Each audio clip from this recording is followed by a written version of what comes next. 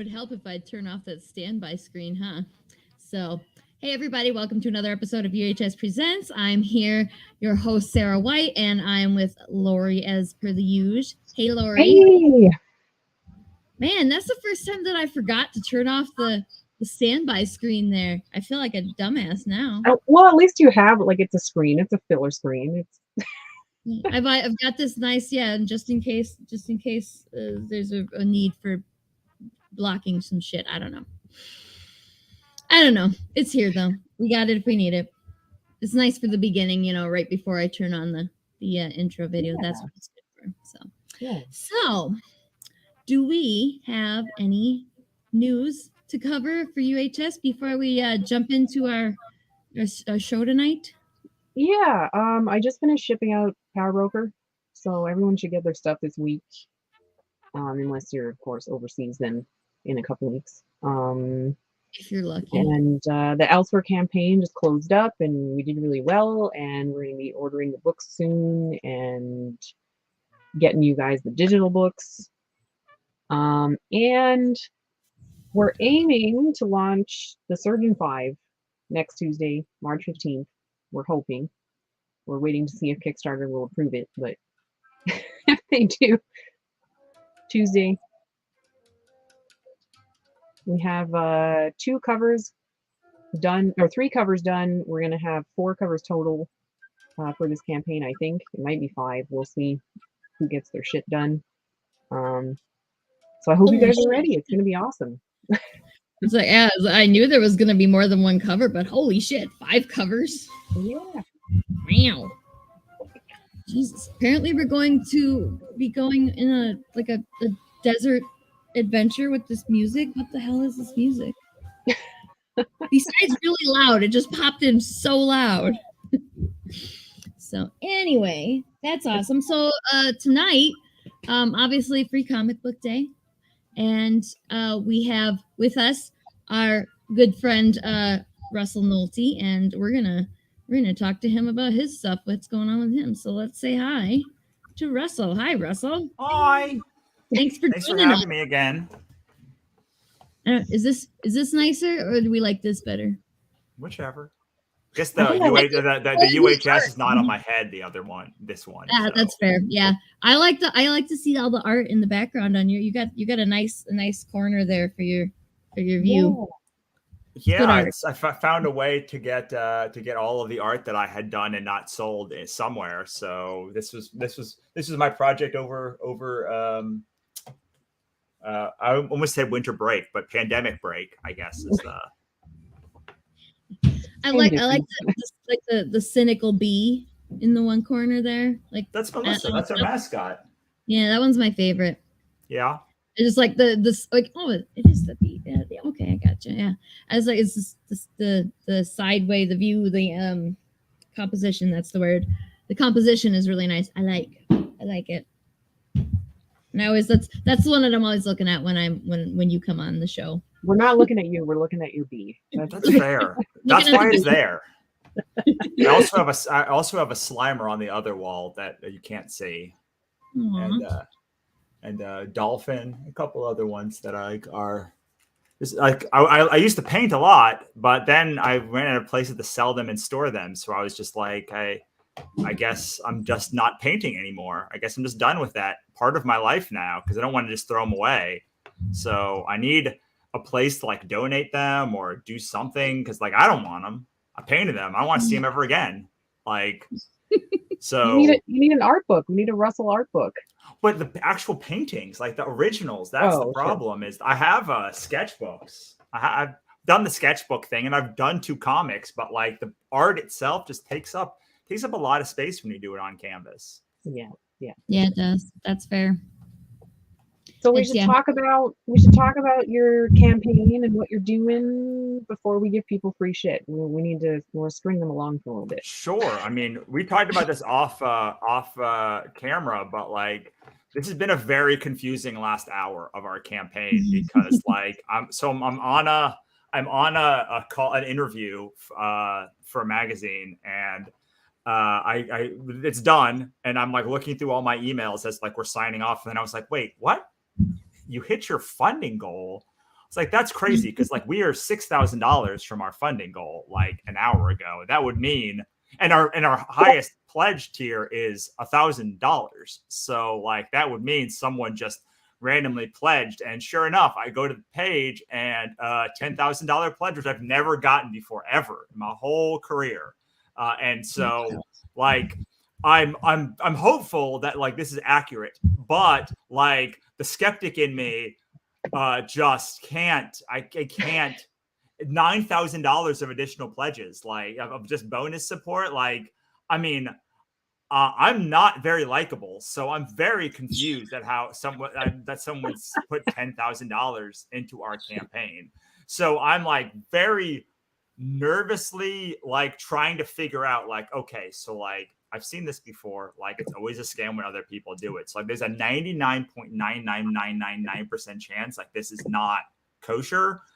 But like on the 0.001% chance, like this is real. Like I don't want to piss this person off either, because either thing could make them cancel their pledge at this point. Like if it's a troll or if it's real, and so I don't know what to do. So like if people are looking like Russell, why are you acting as if like it's not a real pledge? Like you're not over goal, you're not doing real well, and like with a month left in your campaign, it's because I'm like skeptical of a $10,000 just bonus support, because like I don't really believe in the goodness of humanity that much, and this would literally skew my entire worldview of how the whole world works.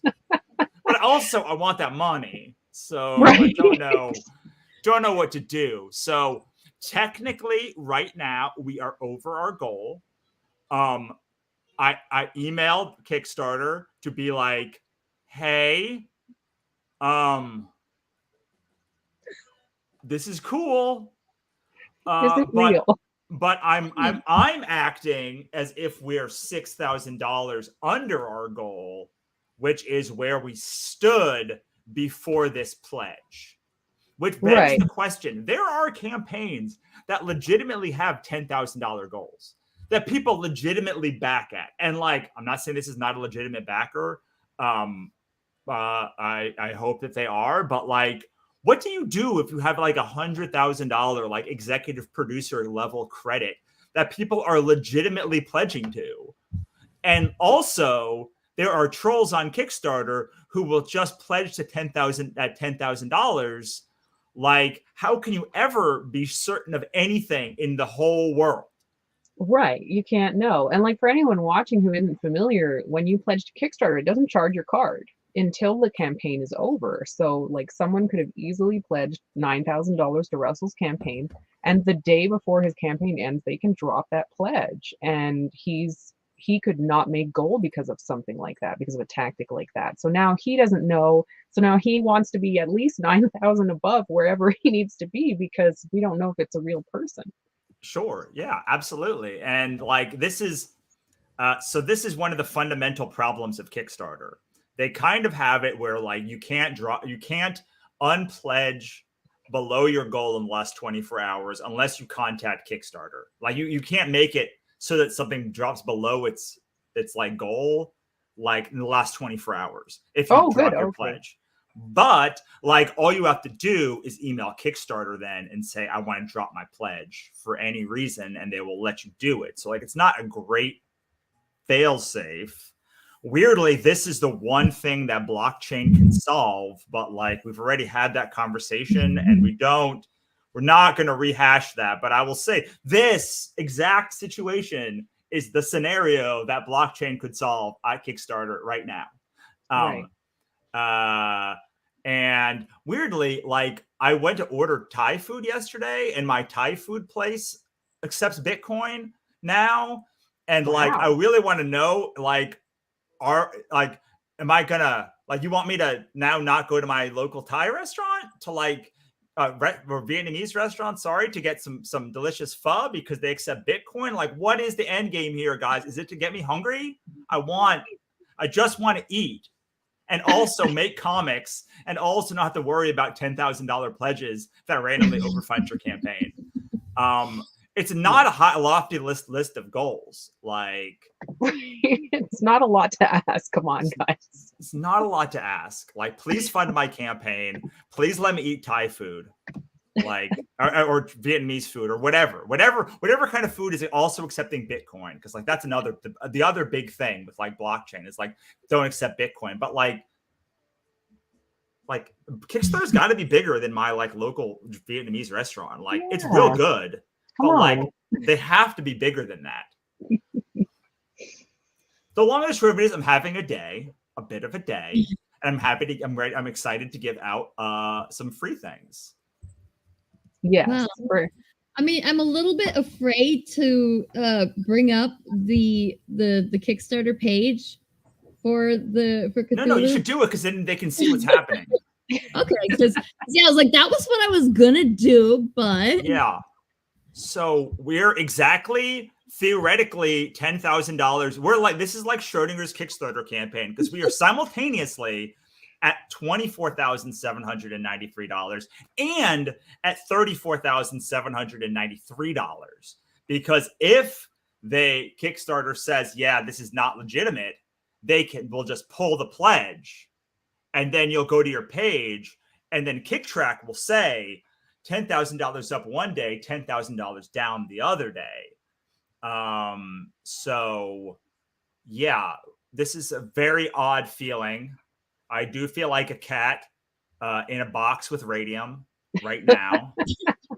Very stressful. And yeah, like I want to be very excited, but I can't be very excited. So I have no idea I honestly have no, like this person has done something that very few people have been able to do in my whole life, which is leave me without words to describe something.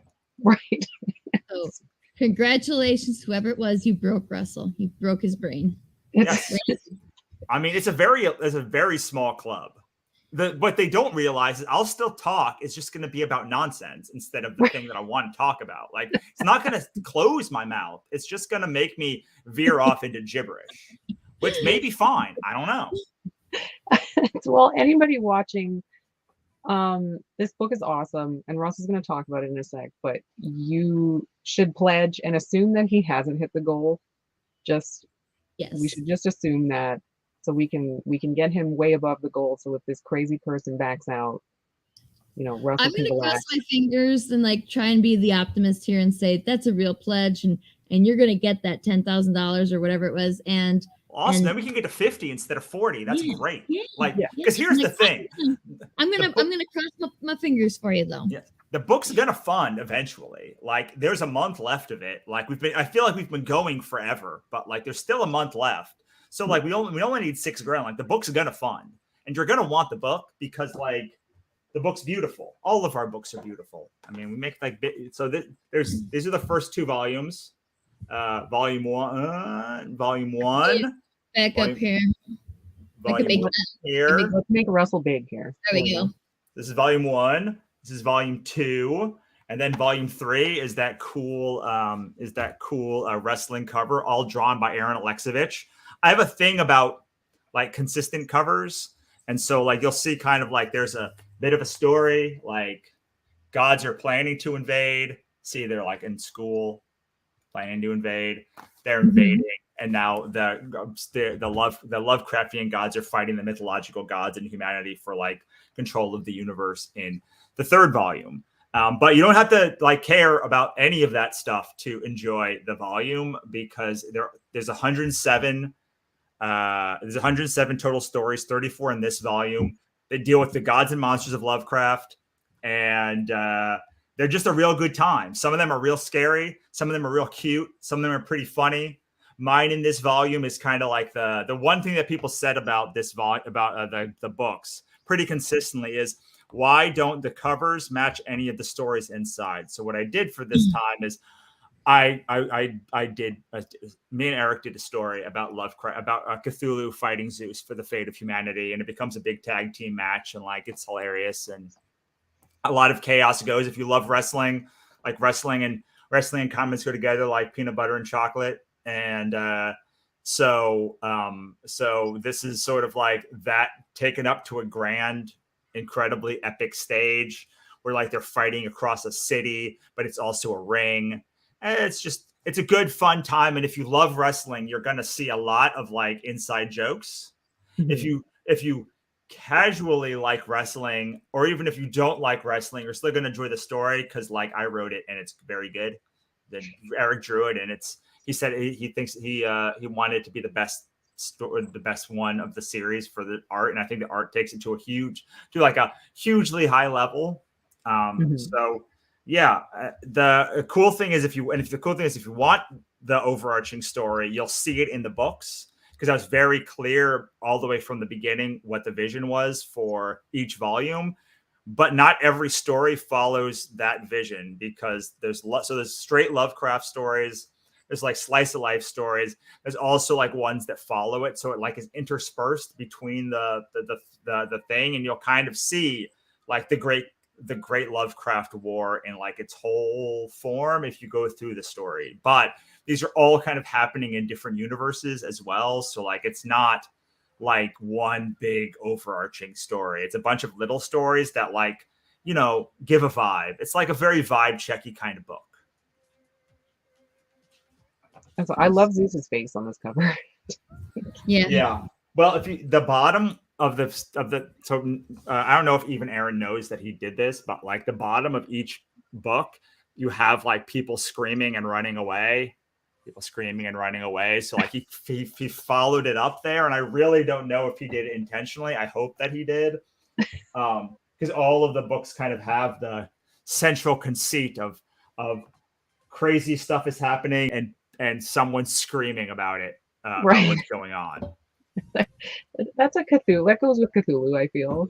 Yeah, and we did a theme song and a pin, and the theme song is so fun. It's like Monster Mash meets Werewolf Bar Mitzvah. It's a little bit further down. We just put it in there, but you get a copy of it to keep if you back the campaign for $15 or more. There's also, we did audio commentary, and that pin is like a championship belt, a 2-inch hard enamel like championship belt, which is super cool. That's awesome. You gotta scroll down and have a look at the bigger pictures. That's the word. More stuff in here, because I want to see these. There's the theme song. There's the pin. Oh, you got the theme song on here. I missed that when I was flipping through. Cool. You can play it if you want. It's pretty funny. It kind of shows the vibe of the whole series. I actually have to turn it off and turn it back on again. Uh-oh. Just because I told it not to share the sound. That's the only reason. Oh. But otherwise, let's do it, because I want to hear it too. I didn't even notice that was because I was scrolling through your campaign before, and I did not notice that was actually a video. So there's so much to look at. It's God, I broke it. Oh, there it goes. A lot of cool stuff. Okay, let me pause the background music here. Like partially paralyzed here because of this dumb cat.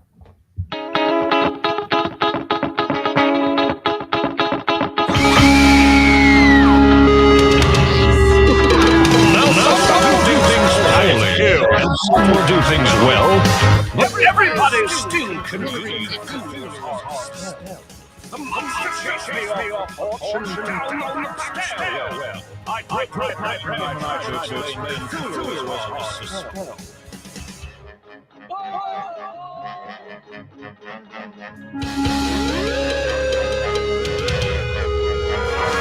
As the beast approached me, I began to scream and yell. But when I saw that Cthulhu was hard to spell, it grabbed me by the short hairs and threw me around like a carousel. But still I caught hold while we fought. Cthulhu was hard to spell. Yes, I fear I might never be all right. Cthulhu is hard to spell. That's it.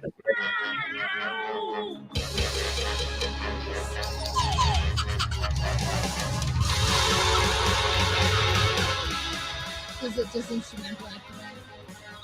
It's just instrumental after that. It was originally going to be instrumental the whole time, but I I told him I wanted words. And this is a contributor, Timothy Fling, and his collaborator, Sterling Jackson. So he actually has a story, The Error of the Last Acolyte, in the book as well. The wordsy person, the wordsier one, not the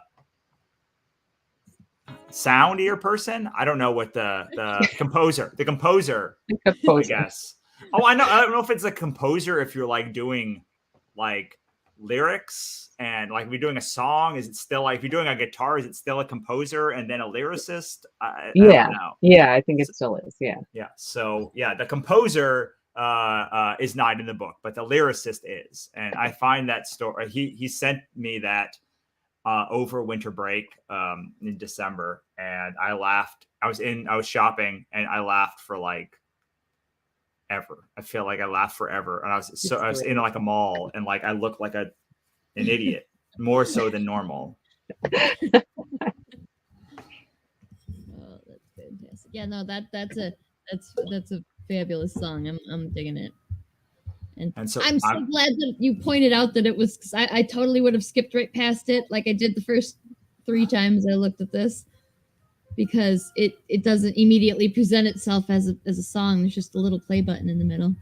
Yeah. So and, that's the Eric story that else happens throughout the story. It's 12 pages, beginning, middle, and end of the book. The one above this one, that's Cthulhu versus Zeus for the fate of the universe. And then after that, Cthulhu Town by Christian Gossett, in his only second comic work since The Red Star in the early 2000s. His first one was in the second volume of the series. Emily Reset and Heather Gibb.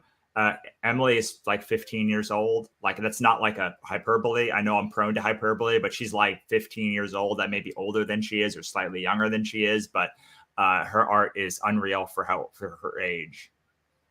That's awesome. Yeah. Very cool. Very cool. It's not easy to get the second story in my book, so it shows how impressive how much we think of her.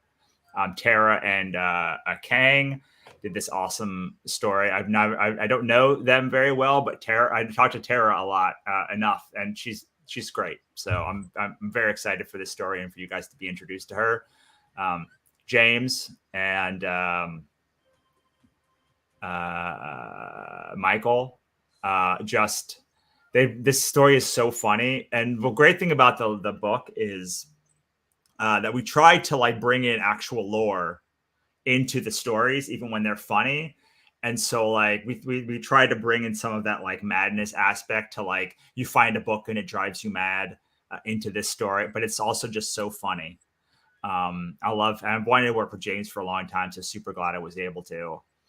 And then this Andrea and Diane is just like, I love this story about like Poseidon trying to defeat this elder god with like trickery. Mary Bellamy comes back for the third volume. She was in the first 2, completing her trilogy of like this beleaguered Cthulhu. And it's just so funny. I love Mary's work. Abby and LK. Abby has this like haunted Dr. Seuss style to her, and I just love this panel. Like the minute I saw it, I was like, "Oh, you're like a haunted Dr. Seuss, huh? All right, I get it. I got it." Yeah, I love that. Yeah, it's so great. Nice. Trina and Leonie. So Trina is the first woman to ever draw Wonder Woman. Wonder Woman, yeah.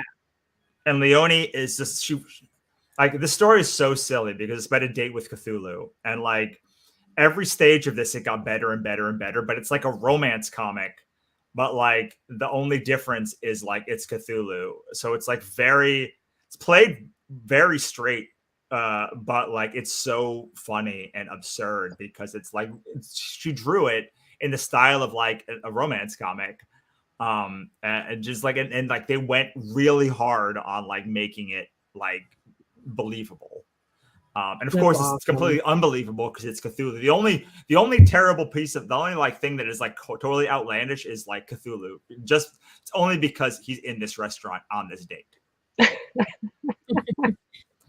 And this is not the first time we've ever had gods on a date, but this is the first time that a god has ever dated a human on a date. This one's really cool. This is Nathan Luth. Nathan Luth did this. It's basically Lovecraft's pantheon versus Tolkien's pantheon, and it's really cool. I really like this one. Maybe my favorite, I don't know, definitely one of my favorites is this next one by Brandy June and Carolyn Carter, who've come back for the second volume. And it's just like about a lawyer trying to find a legal loophole for like the Lovecraft gods. Nice. I like the art style on that one too. Yeah, Carolyn's great. This one's not quite so upbeat. Eddie died during the course of this, so we did this in his honor. It's just very hard. It's very hard to edit a book when you literally can't change one word of it because, and you know, Lori, because Elsewhere, I think he was in Elsewhere because I know it's dedicated. Elsewhere is dedicated to him as well. He wasn't in volume 3, right? No, he was in 2. Yeah. Yeah.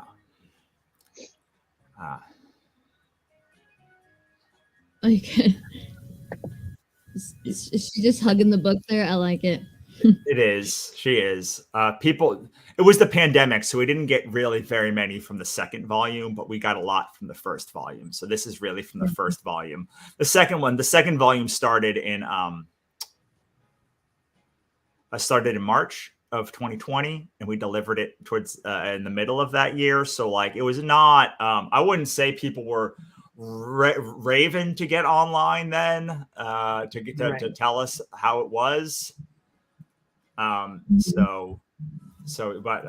people really like the book, and that's the you just passed the paper toy, so everyone who backs gets the paper toy, which is a really cute one. We did one for each volume, so if you've had the other two, you get this a different shirt that this monster does every campaign, and it's done by Andrew Pauly, who does Galaxifreaks, and now he does Dice Heads. I don't know if it's like a big Kickstarter brand of like miniatures. Yeah, these are awesome. I mean, there's so much cool stuff. I mean, I get it why someone want to give $10,000 to this campaign. I mean, I really do. Like, I mean, we I know encourage you to do so. I'm skeptical. I'm sitting there wondering what reward tier do you have that is a $10,000 reward tier? I don't want to have $1,000. That's we were mentioning. Yeah, 10 of those, I guess. I don't know. I don't know. We're gonna see what like. So I'm very skeptical, but the hopeful part of me is hoping literally 1,000 times to equal out like the skeptical of me. So like, yes. Even if there's like 0.001% chance this is real, like I really, really, really want it to be true. You can see we've got the volumes. Like the first 2 volumes are already here. Like we do. So be our 10th hardcover book and like, I don't know, 50th or 60th something book. So like we know how to make books. That's kind of our thing. Yeah, that's how you know it's going to be a good book. Mm-hmm. I mean, nobody makes that many books that makes bad books. I love that pin. Like shoot, I'm not signed in anymore. I was gonna go see what, like, did I pledge yet? And what was my pledge? Can I change it to get the pin? But I'm not signed in. Now I gotta wait. Yeah, that pin is like something else. Like each time I think it gets better. So the cool thing about the one next to it, the Cthulhu block pin, is there's 2 elder signs, and the elder signs protect you from the the Lovecraftian gods. And the general one that Lovecraft drew was the branch. There's like a branch. It's like 6 branches on, and the other one is like it's like a kind of triangle with an eye, and like they're both in there, so you get double the protection. And that's the only thing I told him to do on the back. It's like I want to be able to do a thing of the elder sign, and I just thought he was going to put like the elder sign so I could pull it out. I didn't know he was going to make this awesome block Cthulhu thing. That was all him. Yeah, I love that. I love the colors. Yeah, it's even better in the so like you don't really get the thing because pins don't have the range of colors of like Yeah, they never have like shading in them. Yeah. Oh yeah, that's way cooler. Let's see it big. Ah, no, not me big. Ah, shite. I'm gonna figure it out eventually. There we go. Now I got it. Oh yeah, that's yeah. Yeah, you lose the shading, you lose the depth and stuff, but it's still really awesome as a pin. Yeah, it's a really cool pin. You know, pins are a whole thing. Like I have a lot of feelings about pins, but like they have their goods, they have their bads. But yeah, it's I love I love this series. I'm very excited that I didn't abandon it like I was planning to after the second one during the pandemic, and we actually got this one out. Um, I think that it's a great end of the series, and it's kind of the end that I'd always planned for the series. I always planned to have it 3 volumes with this thing, so I'm really excited to be able to fulfill the vision of this. And like the next 2 series are also the end of series, so like I'm literally kind of killing all of my darlings this year. Like everything that made me as an author, like Ichabod is ending this year, the Godsverse Chronicles are ending this year, Dragon Scourge, which I only did 3 books of, but like it still is ending this year, and then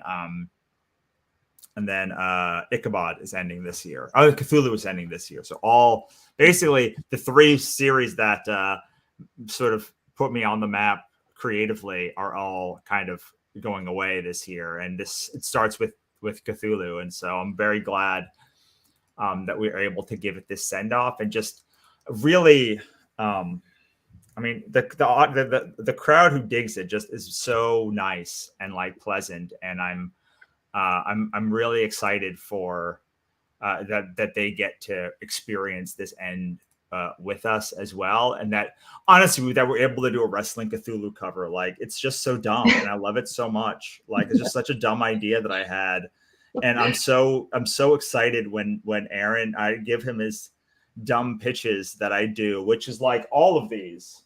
And maybe the second one's not so dumb, but I was like, I want a teacher be eaten by Cthulhu, please, for the first one. And he's like, all right, done. With that first cover he ever did for us, The Monsters and Other Scary Shit, I was looking at this big mural called Hustle and Punch by Kiki and KK and Kiki or something like that. And it's just like a bunch of faces. And I was like, and I took a picture of it. I was like, and I texted Aaron and I was like, can you just do this, but for monsters? Like, he's like, yeah, I can do that. And so he's always like game for a thing. And so I really am glad that he was able to like fulfill this thing. And the abs on this disgusting Cthulhu, just like I can't stop looking at these disgusting, amazing abs that he drew. It's so great. I say dumb in like the most loving way. Like it's supposed to be like the theme song is also very dumb, but in like the most like, and I mean that in the like the highest compliment way, because like somehow we've been able to make this series that is reverent to Lovecraft, but also very silly, which is a thing you just don't see often. Like Lovecraft is not, you would never go and be like, you know who's a silly goose? H.P. Lovecraft. Right. It was not silly. It was not like that kind of person. And so being able to add this to the mythos has been so rewarding for me, especially because it's, I say this again with love, it's very stodgy. The books often, like they're very, like they're very, like it's hard for me to read a book that has literally no humor in it. Like it's very tough. Very dry. And his books are like negative humor if it's possible. So like things like C for Cthulhu, my friend Tyler's his company's web board book, and things like that, like really to me they stand out in the thing, because they're like, oh, there's not a whole lot of like this.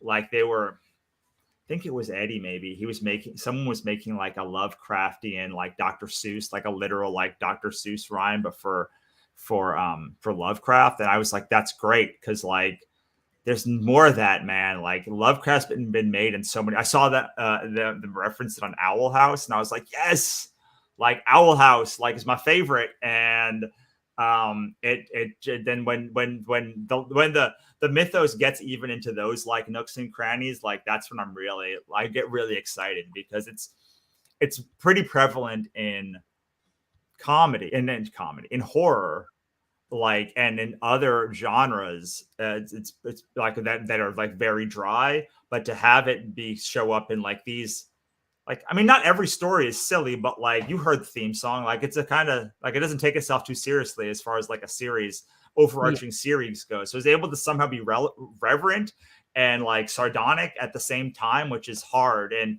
it's very hard to have that balance, because he's very easy to tip over into like insulting parody. Right. Yeah. And so you have to really come with it with like a very specific vision, because otherwise you're going to get that like, oh, this guy's just trying to have a laugh. And I'm like, oh, I mean, I could have had a laugh like in 2015.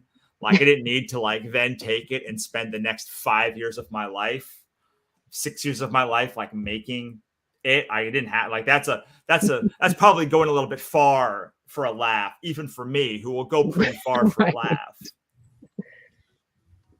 Well, we passed the halfway point in the show. So, J-Man, thanks for coming, and you got here just in time to get the free shit code. So everybody go get the free shit.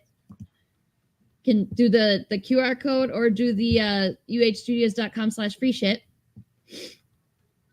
Yeah, we're giving away why don't you tell us about it? Jesus, I'm losing my voice. Russell, what are we giving away? Tell everyone about it. Well, you're giving away Volume 1 of Ichabod Jones' Monster Hunter, my psychological mind screw about a psychopath that escapes a mental asylum and becomes a monster hunter. You never know if he's killing monsters, humans, or it's all in his head the whole time. And here's the thing. I've never given away the whole volume before. I'm doing it for you guys and you guys alone. I don't even give away the whole volume. Like, I have never done this before. So this is a complete experiment. The 4th volume ends later this year. And I'm hoping that everyone digs it. And if you don't go, then you won't get the first volume for freezies. Oh, that's this is a really good deal, guys. It's a huge book. It's an awesome book. Yeah, definitely don't miss this one here. I was excited to hear that you were giving it out, because I managed to fuck up a couple different times, and like I still don't have a copy of Ichabod, and I was like, I need this, and now at least I can read it on the computer, even though it's not the same. Well, now you can be ready to back the next volume. Well, yeah, no, this is going to be all the more reminder to not mess up and forget to jump in on it, because I don't even know. I don't have an explanation about why I messed up and didn't back last time. I have no excuses. Don't know. And I also did so I put the cover up here. Ow. Go away, cat. We have a funny story about the cover, right? Yeah. That's what I was just thinking about. I was like, this makes me sound like an idiot, but we'll just do it. What the hell? So you passed the cover image on to Lori for us to use to promote, and Lori threw it into a Facebook chat to me, and she's like, here's that if you need it. And I opened it up. I just flipped open. I wasn't paying attention, and I was on my phone, and it flipped up, and there's just giant eyes right in front. And I was like, Jesus Christ! And I almost peed my pants. And I was like, you gotta warn me before you do shit like that next time.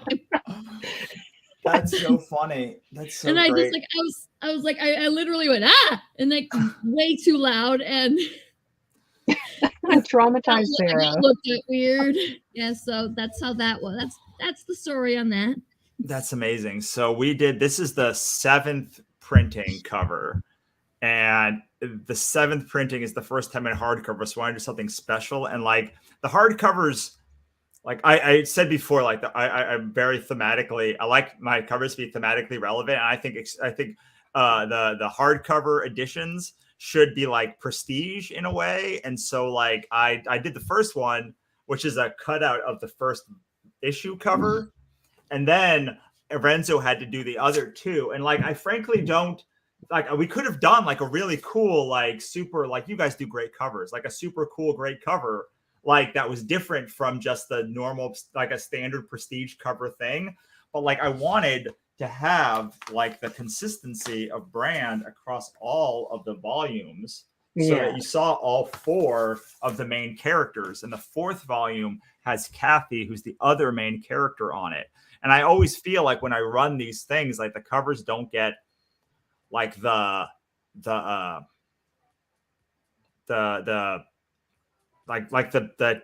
attention they deserve. Like they don't get, like they're not like, and that Medusa cover you guys did was like so great. Like it was such a great cover. But I'm like thinking about like the prestige, like the whole thing together. And like I wanted 4 covers that all have like one of the characters on them. So like when you pick it out, like it would have that kind of prestige like thing that I always remember from when I was growing up. And so that's why you see kind of like the same kind of, I don't want to call them bland, but like it's just kind of like one image on the cover, because like that's the vision was like how the series works together as one cohesive unit across 4 volumes. Whereas these covers are a little bit different. They just have the same character in them, but like still have like a cohesive theme. I don't know. I could talk about this stuff forever because like I feel very strongly about book design. I don't think that your Ichabod covers are bland at all. I think they're very impactful. So like that was an excellent choice there. I mean like they're gonna look awesome on somebody's shelf. You know, like countless people already have them on their shelves and they look amazing, I'm sure, because those are really very, very impactful images, very strong images. Yeah, it's funny because we actually have a similar plan for Medusa. So like we have a circus cover, and then we have a retro cover, and we're gonna keep doing that. Like each issue is gonna have basically a circus poster cover and then a retro that looks like, you know, like Bond novels, like old Bond novel covers and stuff. Yeah. So I really get it. Like I like having that. Yeah, I like negative space. Like the longer I do graphic design or like work in a very graphic heavy medium, the more I appreciate negative space and artists who can use it well. And it's not a lot of artists who understand using the negative space to be impactful. Like some of them are very good about using it to just look cool. But I think what Renzo does really well is like he has he impacts you with like the negative space that he uses. I was just talking on another show how hard it is to make a comic, because you have to leave space for bubbles, like the lettering, and like the lettering like means that unless you are very talented, like the panels without the text look ugly often, because like it's just like blank or negative space or some like thing. And like frankly, most artists don't know how to use negative space or even make a comic where like the characters are in the right positions. But I always appreciated Renzo's work, and Eric's work also is phenomenal at this, like making the piece of art somehow look amazing without text, and also give the right amount of space for the panel and have everything line up perfectly. And like, that's not an easy task to do. So often you take the lettering away from a book and you're like, who drew this? Like, it's so ugly. And then you're like, oh, I get it now when all the lettering's in. I'm a huge fan of using a lot of negative space. It looks, I don't know, cleaner. I guess like I always like, my brain is always so chaotic that I just want to, this is what I wish it were like, you know. That's I guess that's why I gravitate towards it. And that's not how a lot of comic, you know, like it doesn't look right, I guess, when you try and apply the negative space concept to comic stuff. So I had to almost learn a whole new style when I started doing stuff for UH Studios, getting everything, you know, ads and whatnot. Like it's not it's not impossible. It's just like I was going off in that minimalist, clean, simple design pathway, and then I had to kind of veer across and do the more busy, dare I say loud. I mean, comic stuff tends to be loud visually. Right. So, Yeah. I think that's J-Man, accurate. yeah, okay, good. Yeah, J-Man did say, sorry I missed out on the Elsewhere 3 Kickstarter campaign, but I'll order when it hits the UH website in the future. But I don't know if you're going to have to wait quite that long, because we'll be able to sneak them in on BackerKit. Yeah, the backer kit is actually, if you go to just uhstudios.com/Kickstarter right now, there's a pre-order button, and you can just grab it on BackerKit if you want to, and you'll have a couple weeks to do that. But of course, you can wait and get it on the website, but that'll be, I only put on the website after the backers and pre-orders on BackerKit get it, so it's going to be a couple weeks. Yeah, sneaking in on that BackerKit, the BackerKit stuff, like that's kind of nice. It's almost like a post campaign or something. Yeah, like a mini campaign. Yeah, it's pretty nice, and it makes it a little bit, what's the word? Not low risk, but like if you do those shorter campaigns, it makes it a little bit. You've got a little almost kind of padding there that you can still catch people if they miss the 2-week thing. So I don't know, it's nice. But anyway, let's put up the free shit again, just in case anyone missed it. Let's do that. Okay, but now I gotta find it again. There it is. And then the ticker there, you see it's that's where you go to find it. If you can't use the QR code, because I just figured out how to scan QR codes with my phone. I did not know that my phone that, like, I thought I needed a special app, because originally I did, the very first time I did it 1,000 years ago. And now my phone, all I got to do is open up the camera app and just point it at the thing, and it'll be like, yeah, do you want to go here? And I didn't. I had to learn it for the fucking parking meter too. Parking meter. Bullshit. They're just so ugly, though. They're just so ugly. Like, I don't understand why. Like, I know that they're like a necessary thing, but every time I see them, I die a little inside. Yeah. They're just so ugly. They are. I have seen some ones that are actually pretty cool that have like they have a little design of a character inside the box, like in a 8-bit. Well, not 8-bit because it's black and white, but it's like a little side. And then it was like, and those are like, well, that's clever. I can handle that. But yeah, I agree with you. They're very unattractive to stick into. When you have to pop it on a flyer or whatever. Like even just this screen here, like it's just not that nice looking. And it's asymmetrical. You would think they'd find some way to like take this design and then you upload like a picture and then it just like somehow overlay correctly onto that picture. Yeah, we need to look into doing that, because that seems like it would be better. I mean, you go to anywhere, like they're everywhere now. Like they were everywhere about 5 years ago. And then like they were nowhere. Everyone was like, this is the worst thing I've ever seen in my life. No. Yeah. And then like pandemic kind of forced them to exist again. And I'm just like, I get it. Like I'm happy that they exist, but like, can we just do like a tappy card or something? So like it doesn't look quite. I'm certain we could have done something a little more attractive here. Yes. Well, this is not on you. It's on QR codes, and like they're not meant to be pretty. They're meant to be functional. And it's like I want the menu of this restaurant more than I hate this QR code. So right. We're being forced into it. It's bullshit. Oh man. I thought that was interesting too.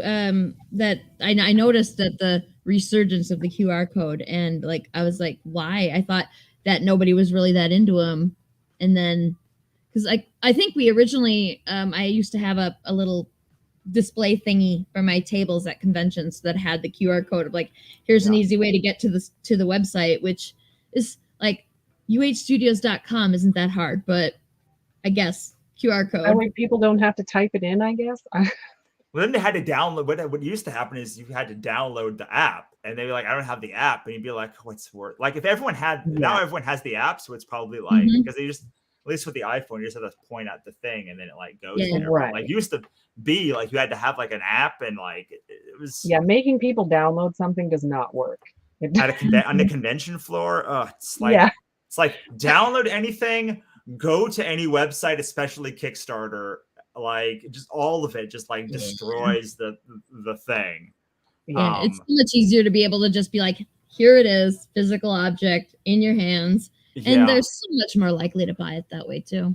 Yeah, I mean, I used to do the. I mean, it's been 3 years basically since we've done shows. But like when I used to do when I first started doing like campaigns with shows, I'd be like, hey, if you back the book during the thing, like I'll give you this pin or something, and like it always ended up like being a nightmare. People would walk over to the side and like click in their thing and try to find internet, and then like come back like an hour later.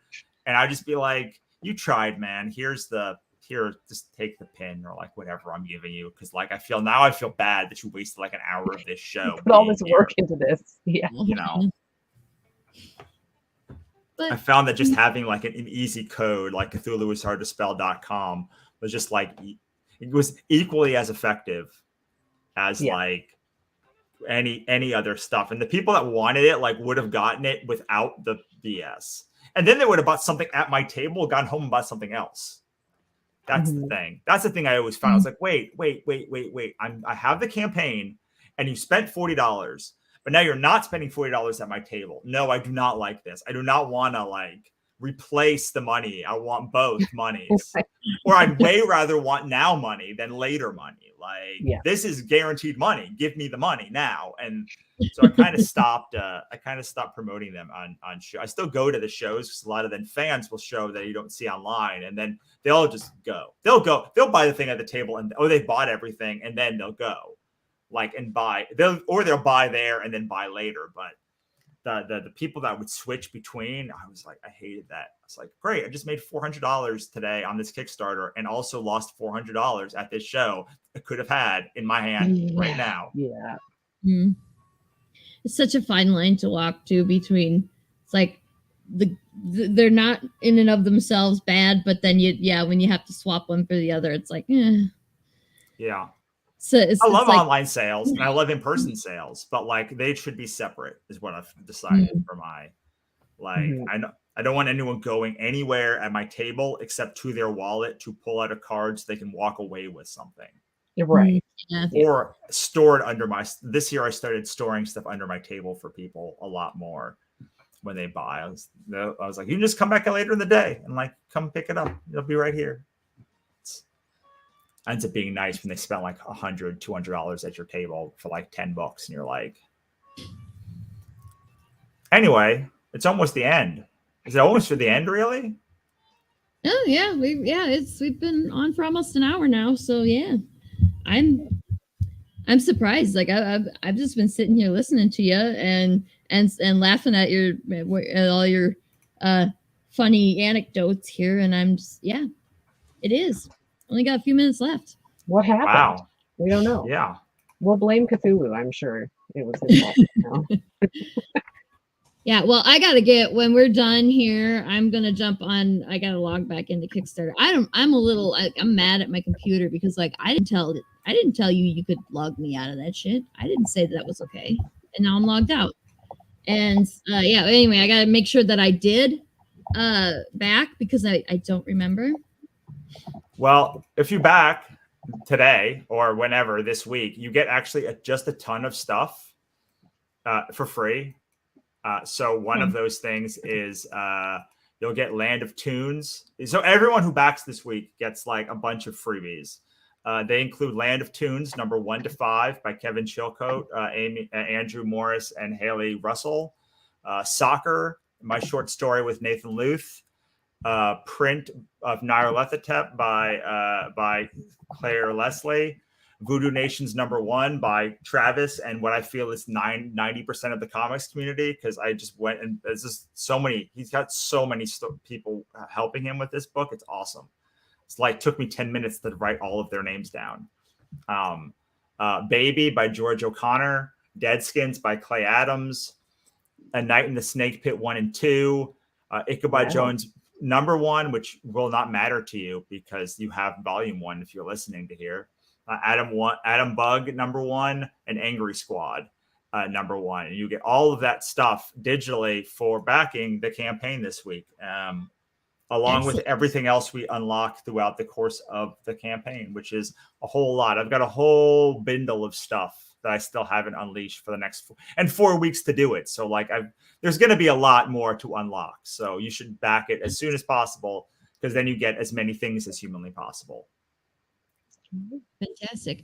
Yeah, I don't remember if I did, because I do remember looking at it when it first popped up, when you first went live. But I was like, yeah, I backed like 1,000 things in the past month, I think, and so I don't remember which ones I have and which ones I haven't. It's just a surprise to me when I get that email from Kickstarter saying, "Hey, we debited your account," and I'm like, "Oh, okay, cool. I don't remember this, but okay." It's like a present to future you. You're right. Past you. Yeah, exactly. Exactly. I think we're gonna do one more surprise giveaway. If anyone who's actually here would like to comment, because I know there's people here watching and not commenting. Yeah, we can see you guys. We know you're here. We can see that you're watching. I'm gonna like throw your names in a hat, and Russell tell the people. All right. So I'm going to give away the first volume of Ichabod Jones' Monster Hunter Physical. I know that's probably not like not the greatest like surprise thing, because like we just talked about I should have given away like, I don't know, this mug or something that's like a little bit more surprising, but like one person will get the hardcover edition of volume 1 who comments. And yeah, I'll probably throw in some pins and other stuff, because that's the kind of thing that I do. Oh, so this is like going to end up being like a goodie bag, like a surprise box. What are those called? Mystery box. Except that we know that you're going to put the book in there. Yeah. I'll put my name in the hat if nobody else wants to comment. I'll tell you that much right now. We've got a Cyan and J-Man in the hat right now. Look, if anyone else watching wants to comment, like, this is a great book. Oh yeah. I mean, if you like mind screwery and big monsters and very violent, it's just so violent. Like it's the kind of violent that like you only do when you're like too young to like really understand just how violent a thing is. Like, it's like Kick-Ass levels of violent. Like it's very. It was a big thing back in the day. The other volumes are not nearly this violent. Like there's a disgusting like intestine that he's trying to visualize. There's he at one point uses a monster's intestine to climb a rope bridge. This is awesome. Yeah, come on, guys. I mean, it's a lot. It's a lot. I mean, and it's like full of mind screweries. If you're the kind of person who likes like In the Mouth of Madness, Jacob's Ladder, Event Horizon, like really anything that like it will screw you up, but also is very funny. I don't know. I find that the dynamic between the main character and the voice in his head very funny, but I did write it. But like if you like this kind of tone, but like in like a graphic novel form, it's like this is like that, but like a graphic novel of this. A lot of people who do both, like we have a very high crossover from this book to this book. And it's just a whole mess of fun, like a literal mess. And like then you can get the other volumes and you'll see how I somehow transitioned this standalone book into a series of 16 issues somehow. And I'll tell you, it works. But it's a whole lot of mind screws. It's by screwing with your mind a lot, basically. Nice. All right, we'll give you guys like another minute or two, because I know people are a couple minutes behind, like us. So if you comment on the stream, we got a third one.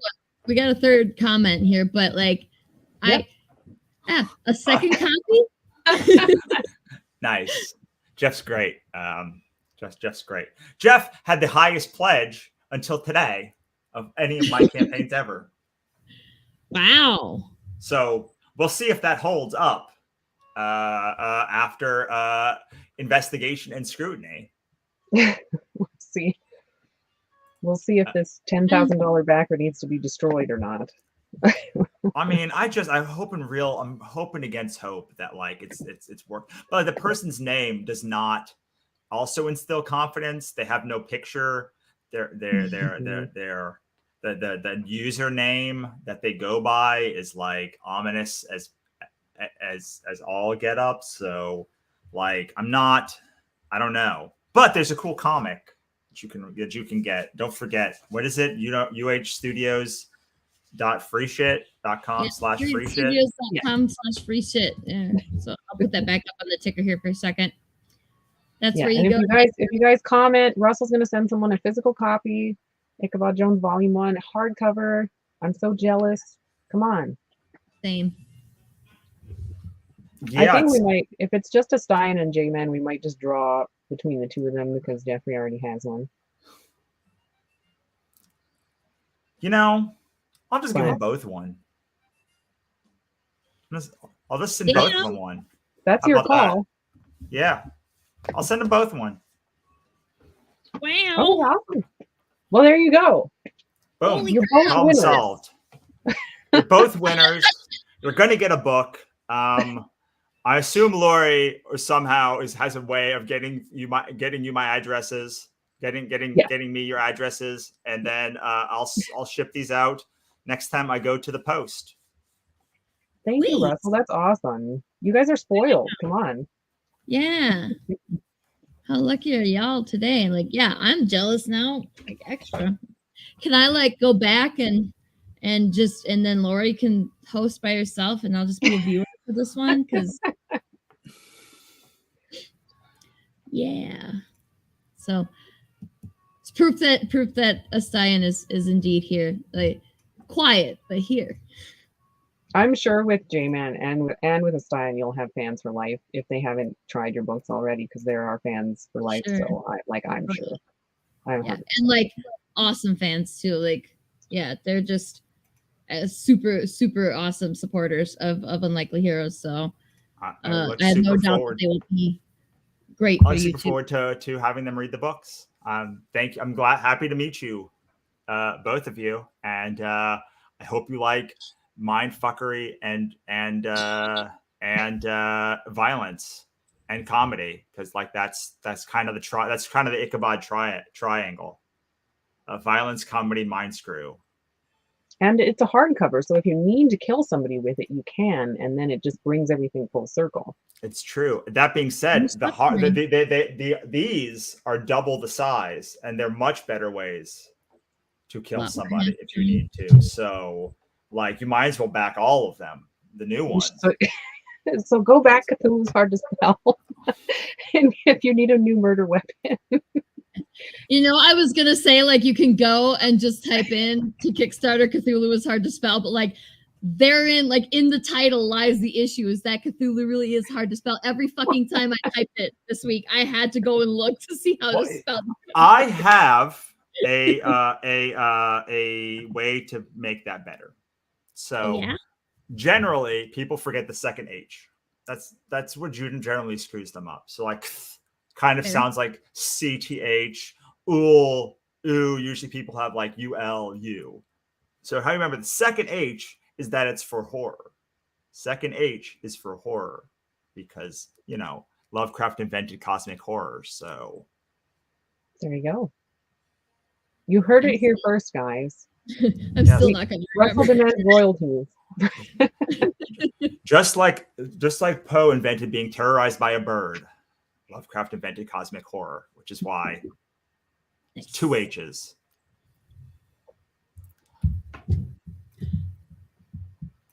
Oh God. Okay. My whole display went black there because the cat is being a dick again, and he just bulldozed through my cards and everything went black, and I was like, I don't know what just happened. So we should go, because clearly I have a loose connection. It's fine. Thank you for coming on, Russell. Thank you for having me. Yes, I look forward to. Oh, we should tell people on tomorrow at 4 p.m. Pacific, 6 p.m. Central, 7 p.m. Eastern. Lori, myself, Kat from By Visibility, and Fabrice from Noir is the New Black are doing a panel with Comic Book Yeti all about the submissions process, demystifying it. It comes from a Twitter question that the owner had asking about how to do this. So like we're literally going to answer all of his questions, all of your questions about doing comics and doing anthology specifically, but all sorts of submission process from an editor. That's cool. Yeah, that's gonna be fun. I love the submission process. I kind of love it and hate it at the same time. Where do we go to watch that? Do you have a website? I don't have a link yet. Just look up Comic Book Yeti on Twitter or follow our feeds, and we'll get it to you. And they should be. I'm assuming there's a replay. It's a StreamYard, so I think. Yeah. So yeah. Oh, yeah. If you just type it into Google, it's the first thing that pops up. So you're good. Yeah, Comic Book Yeti. I think it's probably going to be on all of their things because it's a StreamYard thing. So I know we have our link, but I haven't gotten like a link for like other people. And I love you all who are listening, but like I don't think 50 people on a live stream is going to work. So we'll get you like the listener link. But yeah, make sure to have your questions. I think they're taking. If you go to the Comic Book Yeti Twitter, I think they're taking questions like they have like a Google form with questions for the thing tomorrow. It's going to be really fun. I mean, Fabrice used to be an editor at Humanoids. He's currently an editor at Heavy Metal. You know, the two of us, like we've done some things. Lori and I have done some things. Done some stuff. Kat is an awesome editor and an awesome comics person, and like seems to have a project every day that I like. Every time she finishes a project, she's like back with another project. Kind of like you guys are coming back again, right? Like a week after your previous one ends. Yes. Yeah. Nice. Yeah. So yeah, Surgeon 5 next week. Nice. So come hang out today. Tomorrow. You hang out. You already hung out today. Come hang out tomorrow. Come hang out again tomorrow. Yes. Yeah, there you go. Yeah. I'm excited. I mean, I don't know how I'm supposed to choose between no, actually your stuff shouldn't conflict too much with watching Top 5 Live, right? Because Top 5 Live is at 7 my time, so I'm gonna. I hate time zones, man. I hate time zones so much because I can't freaking remember how things work. But I mean, I watch Top 5 Live like every week, so I guess I can skip it one time. I think it's an hour before Top 5 Live, so you can at least watch the first hour. Yeah, I think based on what Russell said, I was like, I think that's gonna be okay. Yeah, I also have a feeling that you probably know something about editing anthologies that you may have gleaned at least from anthologies. Yeah, maybe something. Yeah. I feel like I probably won't learn a lot of new stuff, but it's not for me. It's for everyone who wants to know. So I'll tell you, like, I am very excited to see what Fabrice says. Not that I'm not excited to hear what Lori or Kat says, but like I've published independent anthologies before. So like I have a feeling there's going to be, and I was in your anthology. I feel like I can triangulate somewhat like what will be said by the two of us. But Fabrice was an editor at Humanoids for a long time, and he co-created Spider-Man Noir for Marvel, and he's done his own comic book company. He also had a comic book magazine for 10 years called Comic Book in France, and so like I'm very interested to see how his experience differs on like the mainstream stage for Marvel and DC and like Humanoids, like how it differs and is similar to the other three of our editing styles. I'm also excited to see what Kat has to say about like, because she does smaller books. I think her last one was like 40, 50 pages. So I'm excited to see what she has to say too. And I'm excited to hang out with you too, Lori, of course. But just there's just so many varied styles that I'm excited to see everyone. Yeah, it should be a really interesting a panel. good one. Yeah, definitely should be a good panel. So don't miss it. I'm sitting here going, I won't, but I might because I forget a lot. So It's okay.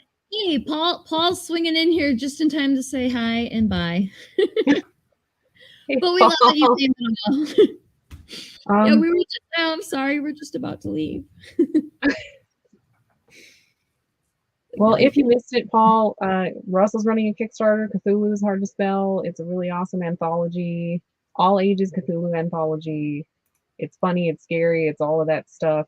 The link's at the bottom. Good times. Good times. And the uhstudios.com/free shit. He's giving away Ichabod Jones Volume 1 digital if you want to grab that too. Yeah. So, and next week, that's the last thing. That's when I was like, I'm forgetting something. What am I forgetting? Next week's episode of UHS Presents. I forgot the name of our own damn show for a second there. We're doing another movie talk, but it's a little weird this time because we're doing a Godzilla movie with Matt Frank, because who the hell else would we do a Godzilla movie with, right? But this time, I had thrown a couple of names of specific movies at him, and he said, "Do you have your heart set on those movies?" And I was like, "No. If you have a suggestion." So Matt got us copies of this sort of obscure sounding, it's a Japanese Godzilla. But he got that for us because apparently you can't get it here. It's like tough to get here or something. So he managed to procure copies for Lori and I so that we are going to watch them, and then we are going to talk about that movie with him. So it's like kind of different from how we usually do the movie crits when we do those. It should be really fun. So yeah, it's going to be interesting. And I've never seen the movie before. I'm pretty sure, Laura, you haven't either, because apparently it's pretty hard to watch outside of Japan. So that's what we're doing then. That should be interesting. So, join us next week too. Same time. Paul said, send me multiple reminders. Damn it, Paul. We need an extra Facebook reminder for Paul. Like an extra button that just says Paul on it. And we hit the button when we're doing stuff. Yeah. You know what? If I don't know, Paul, you gotta get on. You gotta stay logged in on your Discord app on your phone, because then we can just ping you directly. Just be like, Paul, come, don't forget this thing. So so that's what we're doing next week. And yes, and the Comics Yeti thing with you guys is tomorrow. Just Google the Comics Yeti or go to their Twitter page and you'll find that. Russell's Kickstarter. Go back that. Cthulhu Is Hard to Spell. And it really is. So you should make sure that you spell it right before you type it into the search bar. And Paul wonders what we're doing for his 65th. I don't know. If we tell you now, it won't be a surprise. So, okay. Thank you, everybody, for coming and watching with us tonight. Thank you, Russell, for coming and talking with us. And yeah, no problem. It's a lot of fun. It's always fun having you come. So yeah, we'll probably have you on again sometime soon, I'm sure. And in the meantime, I hope everybody has a wonderful evening, and hopefully we'll see you all next week. Bye.